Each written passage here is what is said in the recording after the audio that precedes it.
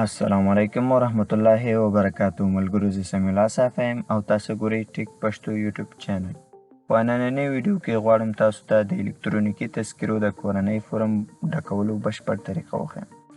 مخکې له دې چې دغه طریقه تاسو ته وښیم، که چېرته تاسو زموږ چینل ته نوي راغلی یاست او زموږ چینل مو نوي سبسکرایب کړی، نو مهرباني وکړئ همدا اوس زموږ چینل سبسکرایب کړئ، د زنګلامې باندې کلیک وکړئ، اول انتخاب کړئ، تر څو زموږ دغسې معلوماتي او خوندور ویډیوګانو څخه ژر به خبر شئ. نو راځم، ما سره دلته ګرانو ملګرو دوه فورمونه دي، یو ما سره کورنۍ فورم دی او بل موږ سره انفرادي فورم دی. نو راځم په دې کورنۍ فورم باندې زه کلیک کوم. کله چې کورنۍ فورم ماته خلاص شو، نو ګرانو ملګرو کله چې دا ماته خلاص شو، دلته زه غواړم چې یو څه ولیکم. مثلا زه احمد لیکم، نو ما سره احمد داسې لیکل کیږي. ستاسو په کمپیوټر کې که چېرته داسې مشکل جوړیږي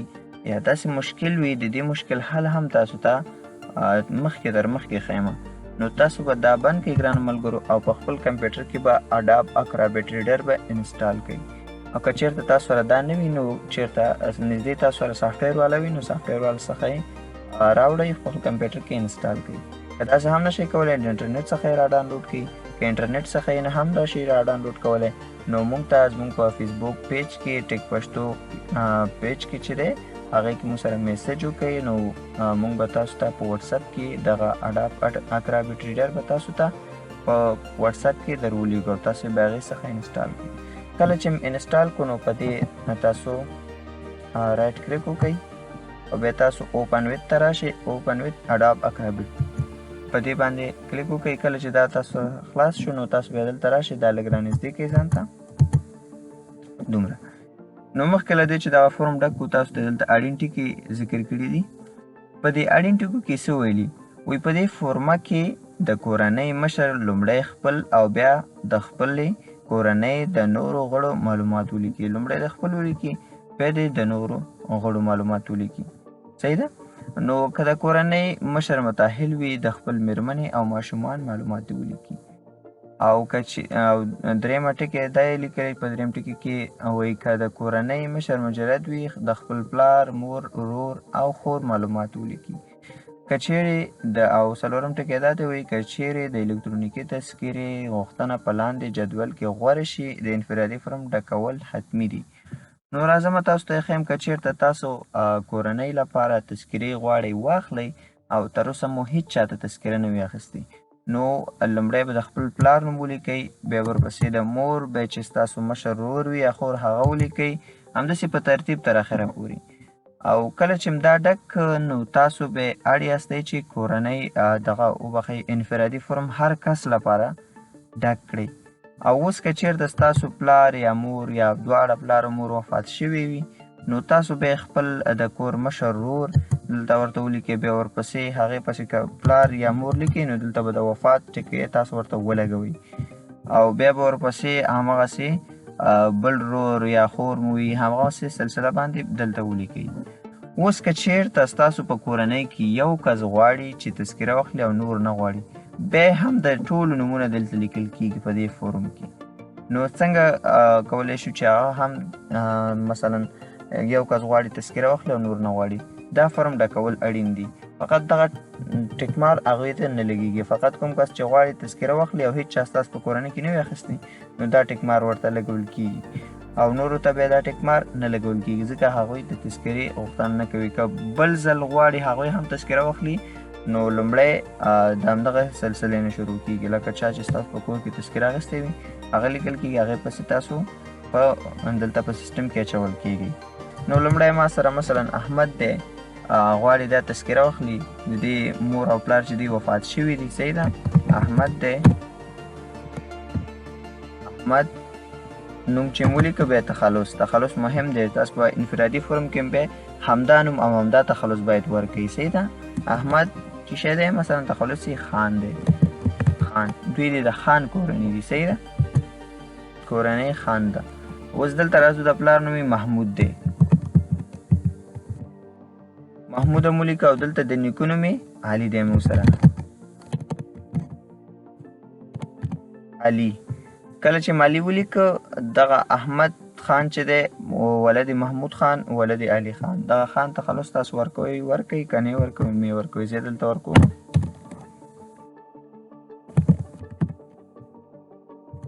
دې ته هم کله چې تخلص ورکړه دغه موږ سره نارینه دی که ښځینه نو دا نارینه دی دلته به دا ورته ولګوئ دا د کورنۍ مشر یا رئیس دی صحیح دی رئیس د فامیل دی د الکترونیکي تذکرو په سیستم کې که هر څوک غواړي چې خپل تذکره واخلي که ما لومړی یادونه وکړه که ستاسو پلار وي نو خپل پلار به ولیکئ مور ورپسې همداسته ستاسو د کور مشر یا رئیس د فامیل ستاسو پلار کیږي او که چېرته پلار مفات شوی بیا تاسو غواړئ چې د کور مشر زوی یاستئ نو تاسو غواړئ تذکره واخلئ نو تاسو بیا دلته خپل نوم ولیکئ تاسو د الکترونیکي په سیستم کې د کورنۍ د رئیس یا د کورنۍ د مشر په توګه تاسو دلته لیکل کیږئ که چېرته ستاسو مشر ورور مثلا هغه نه غواړي واخلي تذکره نو تاسو بیا د کورنۍ رئیس یا رئیس د فامیل تاسو دلته کیږئ لومړی خپل نوم ورته لیکئ بیا ورپسې همداسې خپل د مشر ورور بیا ورپسې د کشر بیا ورپسې د کشر بیا همداسې صحیح ده نو دلته دا ټیک مار تیار لګېدلی باید رئیس د فامیل تذکره واخلي صحیح ده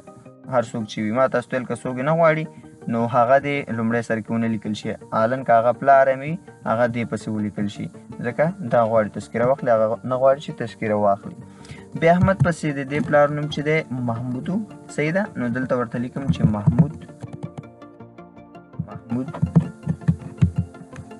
محمود مې ولیکه صحیح ده محمود خان دی تخلص به تاسو حتما دلته ورته ولیکئ محمود خان او د نیکه نوم یې علي خان و صحیح ده علي خان او د علي خان د نیکه نوم چې دی مثلا خالد دی خالد خان اوس دا پلار چې دی دغه محمود دا تذکره د کورنۍ د مشر سره اړیکه به دلته ورته لیکئ د کورنۍ د مشر سره تړاو یا قرابت دلته به ولیکئ چې قرابت به رئیس فامیل یعنې د کورنۍ مشر سره څه اړیکه لري پلار یې دی صحیح ده دلته به تاسو ورته ولیکئ پلار یې دی صحیح ده دلته به تاسو پلار صحیح ده پلار دی دا ښه وفات شوی ژوندی دی یا بل بهرنۍ تابه لري که نه لري که وفات ورته ولیکئ که تبه لري تبه ورته ولیکئ که چېرته دا تذکره غواړي نو دا ټیک مارک به ورته ان کوئ او که چېرته نه غواړي مې ان کوئ دا نه غواړي بیا ورپسې راځمه د دې د مور معلومات لیکل کېږي مثلا د مور نوم یې څه دی لیلا ده لیلا صحیح ده لیلا خان ځکه د دې د کورنۍ څخه دي صحیح ده اوس د دې په فامیل کې راځي او دلته د لیلا خان د پلار نوم چې دی واجد دی مثلا واجد د هغوی چې څه تخلص وي هغه تخلص که غواړئ ورکوئ که نه غواړئ مې ورکوئ او د نیکه نوم چې دی مثلا سجاد دی صحیح ده د دې د نیکه نوم سجاد دی دا موږ سره خزینو کې راځي د کورنۍ د مشر سره یا ما تاسو ته د الکترونیکي تذکرو په سیستم کې اوس دا د کورنۍ احمد چې دی د کورنۍ مشر دی صحیح ده نو دلته دا کورنۍ مشر سره څه اړیکه ده مثلا مور ده صحیح دا غواړي تذکره واخلي وفات شوی خو به نه وي که وفات شوي وي دلته به ورته دا ولګوئ که چېرته بهرنۍ تبه ولري دغه به هم ورته ولیکئ غواړي تذکره واخلي نو ټیک مار ورته ان کړئ نه غواړي بیا ورپسې د دې د مشر نوم چې دی د احمد د ورور د مشر نوم چې دی د مشر ورور نوم وبخئ نو هغه به هم تاسو ورته ولیکئ چې مثلا هر څه وي دلته مثلا د دې د مشر ورور نوم چې دی واحد دی واحد او تخلص بیا ورته ولیکئ چې خان صحیح ده ولیکه د دې د پلار نوم هم د محمود خان دی صحیح ده نو دلته به ورته هم ولیکئ چې محمود خان او د نیکه نوم یې علي خان دی